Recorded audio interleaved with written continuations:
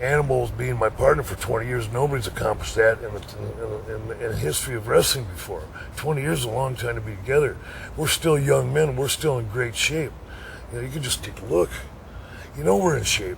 And Animal's a bigger guy than I am. Well, Ole Anderson, who gave Animal his first break as the original Road Warrior and then brought me in, saw the movie Road Warrior, I should say, with Mel Gibson, and we just added an S to it. Therefore, we were very smart right away. We patented that name. And he came up with the name Hawk and Animal.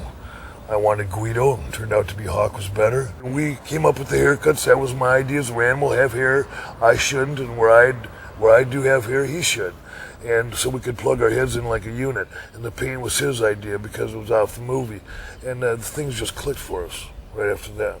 I think that my early struggles came with all the demand of the road, 250 days a year and 400 flights, and then coming home and trying to fit in normally, and I don't think it was possible for somebody, when it was happening to me so fast, that became unstable. As far as breaking in, Eddie Sharkey broke in, Jesse Ventura and Bob Backlund broke us in, but he broke us in a boxing ring, which is about as hard as the wood floor that we're on right now.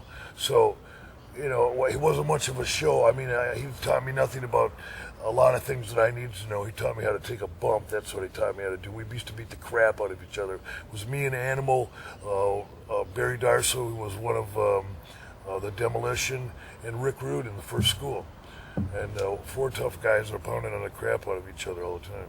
Paul is very responsible for getting us to where we were head-wise. He was our guardian angel. When we broke in, we were green as green could be. He was real smart. He turned the tables right around on them promoters. He was great. Real manager. The 4 horsemen were really, really responsible for a lot of our success. That'd be Tully Blanchard, Arn Anderson, Ric Flair, and then several others, Lex Luger at one time, and there were others that were in there at the time, Ole Anderson even. Along with Rick Rude, rest his soul, and Manny Fernandez. They did well with us. Midnight Express did great with us. We were lucky we had a lot of talented people to work with right off the bat. Ole Anderson told us, you guys don't know how to wrestle guys, so just beat them up. It's because, if they don't want to come back next week, we'll have somebody else. So, we didn't really know we did. We tried not to hurt him as much as we did, but I'm sure there were some guys that got hurt. But we really didn't mean to do that. We just didn't know what we were doing. Power, power, power. All we did was power moves.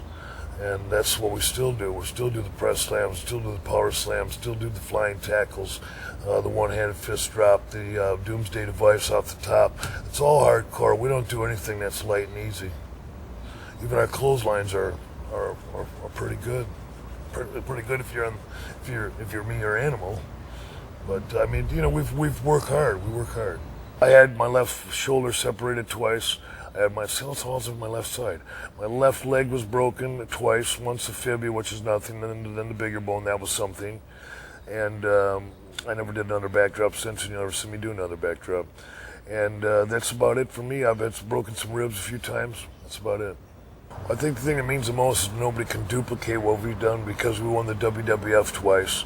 We won the NWA twice, the WCW twice, the AWF once, the New Japan twice, All Japan twice, NWA twice, WCW, did I already say that? I mean, we've just been that lucky that people ran the ball, let us run with the ball.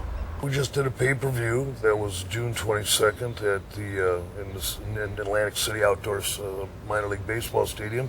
We're doing cartoons, voiceover work. I'm interested in radio. There's all sorts of things, all sorts of irons in the fire.